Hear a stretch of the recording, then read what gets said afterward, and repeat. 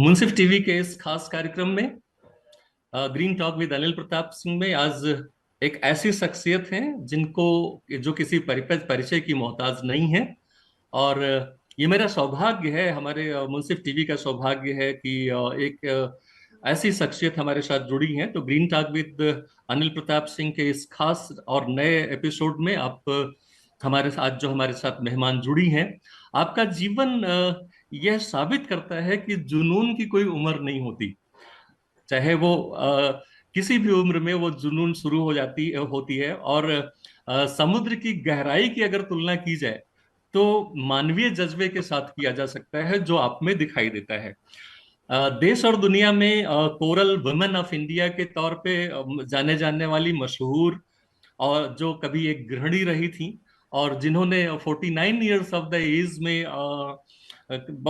ये मूंगे की चट्टानों को न केवल देखने के लिए उन्होंने देखा, बल्कि तैराकी और स्कूबा डाइविंग जैसी चीजों में आपने एक इंटरेस्ट लिया। और उन्होंने फैसला किया, क्योंकि उनका जो कैनवास था वो अपने कैनवास के थ्रू पहले से ही कई ऐसी पेंटिंग्स बनाती रही थी जो समुद्र के अंदर की गहराइयों की चीजों पर आधारित हुआ करता था। उनकी पेंटिंग्स पहले थी जिनको वो समुद्री संरक्षण के साथ उकेरने की कोशिश करती थी। लेकिन बाद में उन्होंने फैसला किया कि क्यों ना समुद्र के इस गहराई में जाकर देखा जाए कि मूंगे की जो चट्टानें हैं, जिनको अंडर वाटर गार्डन्स के तौर पे भी जाना जाता है, बोला जाता है प्यार से, तो उनको देखने के लिए। और जो हमारी जो मेहमान हैं वो पूरी दुनिया में जानी मानी हैं, और वो न केवल एक प्रमाणित गोताखोर हैं, वो एक प्रतिष्ठित कलाकार भी हैं और सोनी बीबीसी अर्थ चैंपियन भी हैं। तो मेरे साथ हम सभी स्वागत करें हमारी आज की खास मेहमान श्रीमती उमा मनी जी का। उमामती जी, आपका मुंसिफ टीवी के इस खास episode green talk with Anil Pratap Singh में हार्दिक स्वागत है। और मुझे पता है कि आप थोड़ा सा हिंदी में बोल पाना आपके लिए थोड़ा कठिन होगा, लेकिन मैं समझता हूं कि मेरी हिंदी आप समझ पा रही होंगी। आपका बहुत बहुत स्वागत है। Namaste, sir. Thank you. Thank you for the introduction. या मैं चूंकि आपका जीवन एक बहुत ही प्रशंसा का पात्र, प्रशंसनीय जीवन आपने जिया है, बल्कि मैं तो समझता हूँ एक सिनेमैटिक काइंड ऑफ लाइफ आपकी रही है। मतलब एक जो फिल्मी कहानियों में जो कहानी होती है उस तरह की आपकी कहानी रही थी। और उसमें मैं सबसे पहले आपसे यह जानना चाहूंगा कि महासागरों में जो कोरल रीफ है, जो मूंगे की चट्टान है, वो कितने महत्वपूर्ण है? How important is the coral reef for in the ocean? Coral reefs are very important for all of us because they save our shores from tsunamis. Uh, okay the medicines are being made with the help of coral reefs for bone in orthopedics. And I was in the Maldives during the tsunami, and it coral reefs helped Maldives during the tsunami because they are saving the coral okay reefs. And coral reefs are the homes and playgrounds for all marine beings. What the exact place where the coral reefs are there in the ocean? समुद्रों में कहाँ, सागरों और महासागरों में coral reef आप कहाँ मिलते हैं खास तौर पे? थोड़ा सा इस पे प्रकाश डालिएगा। Coral reefs are found in warm and tropical shallow waters. Okay At least 100 countries around the world have the coral reefs. Okay In Asia Pacific, Indian Ocean, in the Caribbean. Okay Okay, okay. You have dived in so many countries. As for my own knowledge, कई सारे देशों में आपने समंदरों में गोताखोरी किया है। तो थोड़ा सा उस अनुभव को आप साझा करिए कि ये कैसा अनुभव होता है जब आप कहीं गोताखोरी के लिए जाती हैं, और कितना वो क्योंकि इससे इस बात से कहीं ना कहीं प्रेरणा मिलेगी उन महिलाओं को भी जो ये समझती हैं कि अब हमारी उम्र हो चली है। तो थोड़ा सा उसके विषय में प्रकाश डालें कि आपको कैसा लगता है जब आप एक नई सी दुनिया में आप जब जाती हैं गोता लगाने के लिए, उस वक्त आपको कैसा लगता है? Every dive site is different. For example, in India, when I dived in Tutukudi, okay. it was made of sand. The seabed was full of sand. In the okay. Maldives, when I dived, it hmm. is kind of a reef wall because we dive hmm. around the island. Okay. And in Sri Lanka, when I dived, I saw many caves underwater, and there were many beautiful coral reefs inside the caves. You just have to look into the cave, and when the light comes into sunlight comes into the coral reefs, okay. there are beautiful. Uh, they are so beautiful inside the caves. So every dive site is different. Every okay. the topography of every dive site is different. Okay, so you have actually painted a lot prior to your divings. What I know कि जब आप, क्योंकि मैंने आपका एक TEDx show देखा था जिसमें आप उसमें बता रही थी कि जब आप पहले से भी उसकी ड्राइंग्स किया करती थी, तो ऐसा क्या वो प्रेरणा थी, कहीं ना कहीं कहते हैं डेस्टिनी लेके जाती है, कि आपके मन में पहले से ही आ रहा था कि हमें कभी जाना है समंदरों में, उस गहराई में? क्योंकि आपकी लाइफ हिस्ट्री को लोग एज एग्जाम्पल लेते हैं, और सोनी बीबीसी चैंपियन के तौर पे भी आप रिकॉग्नाइज्ड हैं। और आपने कई तरीके के रिकग्निशंस अपने दुनिया भर में आपने लिए हैं, आपके विषय में भी काफी कुछ लिखा जा चुका है दुनिया भर के जर्नलिस्ट के द्वारा। तो ये हमारे लिए बड़ा सौभाग्य होगा जानना कि आपके मन में वो प्रेरणा कब आई, किस उम्र में आई कि आपने उस उन कोरल रीफ्स को ड्रा करना शुरू किया, और फिर आपने, जैसा कि मैं आपकी हिस्ट्री से जानता था कि लगभग तकरीबन जब आपके 50 साल की उम्र में हो गई, उस वक्त आपके मन में आया कि क्यों ना इसको स्कूबा डाइव क्यों ना डाइविंग सीखा जाए, कोरल रीफ्स को जाना जाए। स्कूबा डाइविंग आपने सीखा, उसके अलावा आपने जो है पैडी सर्टिफाइड आप डाइविंग का आपको वो मिला। तो ये मैं जानना चाहता था कि इस इतिहास के पीछे का वो प्रेरणा स्रोत क्या था? What you exactly got the inspiration, source of inspiration from where you started your journey? When I was 45 years old, I thought I had so much of time. My son went to college, okay. so I wanted to paint and draw something which I was not able to do when I was a child. Okay. So I saw a documentary hmm. about coral reefs. Okay. So I thought this is going to be my theme. So I started painting coral reefs even without seeing them. There is a documentary film called Coral Woman, okay. which shares my journey also. So all my stories there in that as to how I started learning to jump into the water, swim, and became a PADI certified scuba diver. This painting idea of coral reefs, one by one, it led to another. So it was okay. not all planned. So when I started painting, then people asked me, "Why don't you go and see?" So okay. I learned swimming. And then I became a diver. So after that, I took a camera with me. So whatever I saw underwater, I started painting them. So it all started one after the other on its own. Nothing was planned. So great actually. कभी आपको चूंकि आपको पता है कि मैं global science academy को भी मैंने फाउंड किया था एक ऑर्गेनाइजेशन को, और कभी मैं उन आपकी पेंटिंग्स को वहां देखना चाहता था, लेकिन ये सौभाग्य रहा कि आज यहाँ मुंसिफ टीवी पे आपको हमें इन बातों को चर्चा करने के लिए, आगे बढ़ाने के लिए थोड़ा सा हमें वक्त मिला। अब आप कितनी मतलब अगर आपसे मैं ये पूछूं कि जो आज कोरल रीफ्स की स्थिति है, situation of coral reefs as of now, what you deem, what you feel like, कि वो कितना आप सेटिस्फाई है कि, क्योंकि ओशन एसिडिफिकेशन हो रहा है, कोरल रीफ्स कहीं ना कहीं वो कोरल रीफ्स को बहुत सारा नुकसान हो रहा है। तो इसको इसके विषय में थोड़ा सा आप बताएं कि हमें कि इसकी स्थिति कैसी है अभी वर्तमान में। न केवल दुनिया के समंदरों में, महासागरों में, बल्कि भारत के समंदर में भी, भारत के समंदरों, खासतौर पे अरब महासागर में भी आपने डाइव डाइव किया है। तो यहाँ की जो स्थितियां हैं, मैं स्पेसिफिकली आपसे पूछ रहा था कि पॉल्यूशन रिलेटेड जो चीजें हैं उससे आपको कितना किस तरह की तकलीफें महसूस होती हैं और उसको कैसे सुधारा जा सकता है, how we can improve these things in actually by the day by day activities of human beings.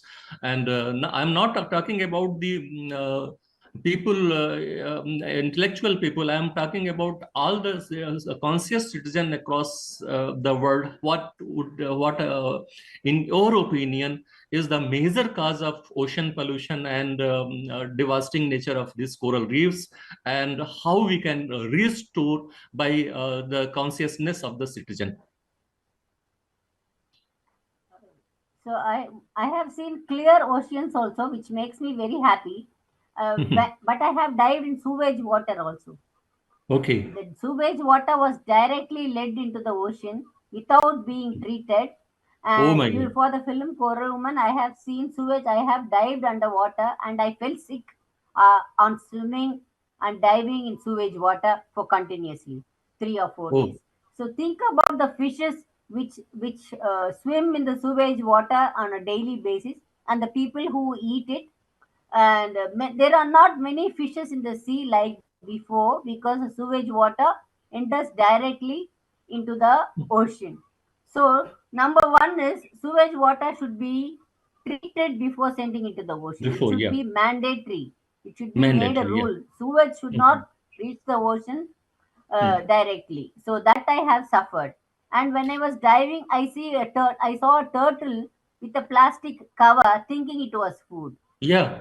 And all the pollution, plastic pollution and chemical pollution on land reaches the sea when there is a rainfall, and the marine beings eat the plastic and they die, and the number of marine beings are affected seriously by the plastics which are used on the land. Okay. So what people can do, we have to clear the garbage on land, that is at source.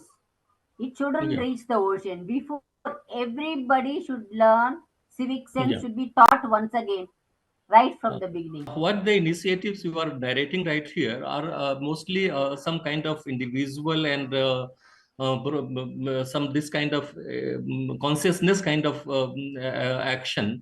And what do you expect from government, non-governmental organizations, corporates? How we can engage themselves in this pious cause to restore? That's a very important question, sir. Thank you. Because the companies, the corporate companies, the governments, and the NGOs have a very big role to play, because this is a very big problem which we are facing, and the future generation is going to suffer when the oceans suffer. Because even the salt has plastic, Mhm. microplastics. Hmm. Uh, Ocean education, ocean literacy should be made at every level, right from the Absolutely. films, right from the TV serials, right from the Yeah. advertisements Yeah. and Yeah. school books. Yeah. Yeah. Everybody should uh, ocean literacy is number one in every way, right from media and everyone, right from all the social media. So people will understand. So whatever they are doing on land is affecting the oceans. Many people do not know that. So bringing in Exactly. awareness is the key. Exactly. And number two, the governments and the NGOs and the corporate companies can have because we have a traffic island in every city, and these traffic islands comes with the name of the company or the government. They sponsor that in every Yeah. busy city, so they can have a part of the ocean Yeah. to take care of the ocean, and Yeah. the beach cleanup, But the question is, let me, and I'm sorry to interrupt you for a while. I am sorry to interrupt you for a while. But what the problem is, we have the programs, ambitious programs like Swachh Sagar Abhiyan. You must be knowing Swachh Sagar Abhiyan of Government of India.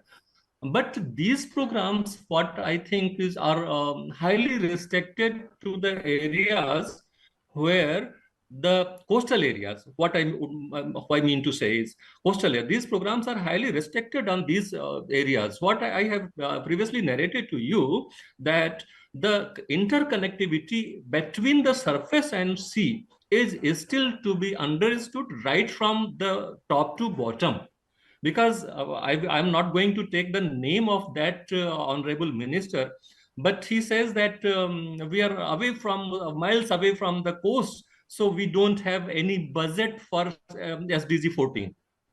So connecting between Sustainable Development Goal 13 and 14, there should must be, I think, some sort of advocacies. The level of advocacies are required, I think, from the top to the bottom. So that could be the part of the curricula in the coming times. Am I right? Excellent, sir. That is what, yeah, What excellent. your Because, opinion is as you on said, this? most people say, I live far away from the ocean, but they Yes, will have an impact. They will have an impact on the ocean. yes. Yeah, yeah. So, what kind of advocacies we can do for in coming times? What the NGOs can play the role? What the corporates play the role? Once again, I would like to have your own opinion in this context. Uh, so, nurseries can be made, sir, by corporate companies, by NGOs, and by the government. Coral nurseries, because they are safe only in MPAs, in marine protected areas, because coral reefs Yeah. are very fragile. So, we can have more coral nurseries. We have to recall at least one more thing, I think, very important. That is the allocation of budgets. Allocation of the budgets, because my experience, my own experience, let me share with you my own experiences with the United Nations Decade of Ocean Science for Sustainable Development, what I am working on. And one of my books are on that topic only. You might be knowing that actually the allocated budget for this particular domain is quite less. So, because one of the my innovative slots were there for the United Nations, this Conference of Parties, UNFCCC, there in Egypt, where actually I mentioned the role of ocean in climate change mitigation. So this is very much important for the very survival of human race. So this and also one more thing, the what the budget we have for the researches and whatever, the budget is mostly restricted for the shore and coastal areas only. And deep sea research is still one of the major lacunae across the continents, where we can actually fulfill the things, how we can make the international level of awareness on that. And actually the decade of ocean decade is being concluded in 4 years ahead. So still we have a lot more to do. That might be actually a part of that. What in your opinion, what should actually we do for the for enhancing the making the international kind of advocacies, so that people can understand what the problem is? Because if you see the International Court of Justice, there are so many states from the across the continent which are very vulnerable. I am talking especially for LDCs and SITS countries, and they actually are facing a lot in this kind of ignorances. So what would you suggest the advocacy, how much the advocacy, international advocacy, then national kind of advocacies are important in fulfilling the gaps? What do you think? What do you suggest in your experiences? Because you have many more experiences in the field. You have uh, eyewitnesses. You have made your own eyewitness what in by diving in the sea. So your opinion matters a lot for the audiences. You please highlight something. As I said, the fishermen, they know, they have very good indigenous knowledge through tradition, and that should be that there should be an exchange of knowledge. Exactly. Uh, there should be an exchange of knowledge because they can go into the sea even without GPS. Just by Yes, seeing the yes, stars, they can go. yes. I do They can, really. and they know by just by looking at the Yeah. sea, they know which kind of fish is. Are they going to have Mm. lots of sardines here? And they Are they they going to have fall tuna? victim sometimes. They fall victim for the even early warning systems are there. And if they don't have some certain kind of gadget, they may not only loss of the materialized things, but the loss of lives are also involved in by not having these gadgets in hand and knowing these things. Because if you know that in flood situation, if I recall in 2022 and 2019 there in Thailand, majority of lives were lost due to this ignorant kind of messages through the early warning systems of the in the country and international level. So these are very important, I think. So what would you say in these on these? Educational uh, ocean education all over India, right from Yeah, grade one, and the fishermen, uh, should, yeah, they should come forward, and because they have many more experiences, they should be hmm. invited to speak in schools, in colleges, and they should be given more importance because they That's deal great. with That's the great. ocean That's on a daily they basis. might be They the should be, resource person. They might be the resource person if it is, despite of yeah, having any knowledge, person. any educational educational degrees. Without having any educational degrees, these fishers are maybe an asset to convey the message into the masses. So I think you are saying Yeah. that they should must be taken and incorporated whilst delivering the message. That is the great thing. What actually I actually draw from your opinion. That is really great. So I have spoken to them, sir, because every Yeah, day in the evening when they come from the sea, the fisherman talks to his wife what about happened in the sea on that day, exactly, and they clean exactly. the nets.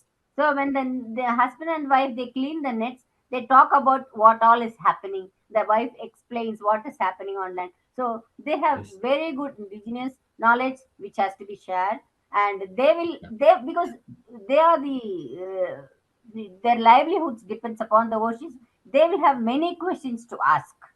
What can yeah, I do with this? yeah, Why are the yeah. fishes not? Why don't we get the same fishes like we had before?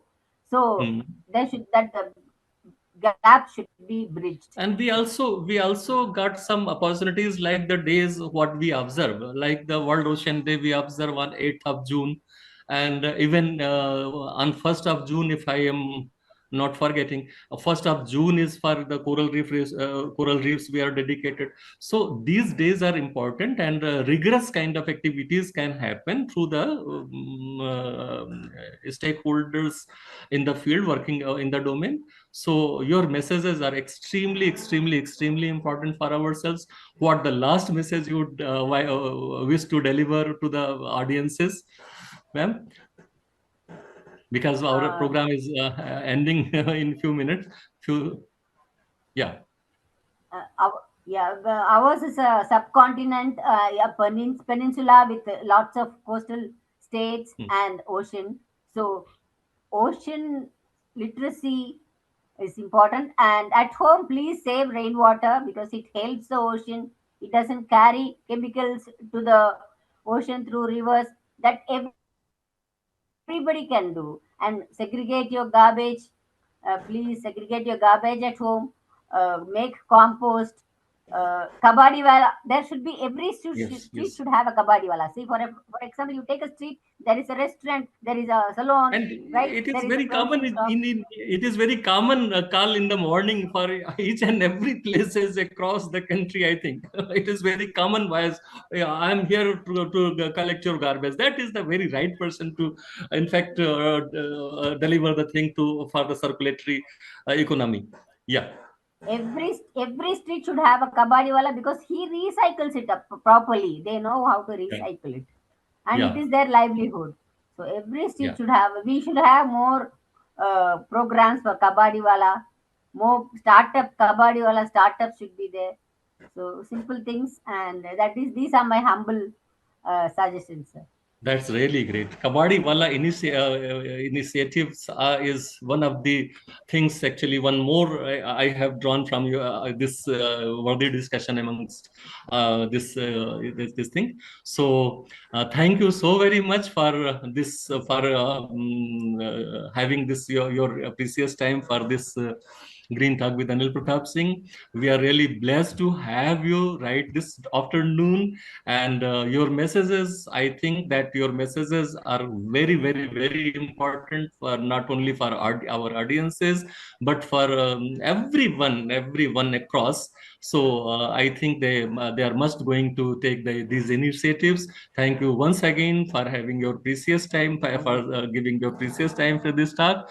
And I really wish for your next divings are going to be very, very, very catchy for the international audiences, so that you can more rigorously deliver the message, and you are the key person in delivering. And for India, you are a pride for us. So it is really a pride for not only for the Munsif TV, but for India to have this brilliance and this rigorous kind of efforts what you are making. Thank you once again. Thank you so very, very, very, very much. Thank you, Majid. Thank you. Thank you, sir. Thank तो you. Thank you. तो दर्शकों, ये था green talk with Anil Pratap Singh with Munsif TV के इस खास कार्यक्रम में। आज इतना ही, फिर किसी और शख्सियत से हम लोग अगले टॉक में मिलेंगे। बहुत बहुत धन्यवाद आप सबका।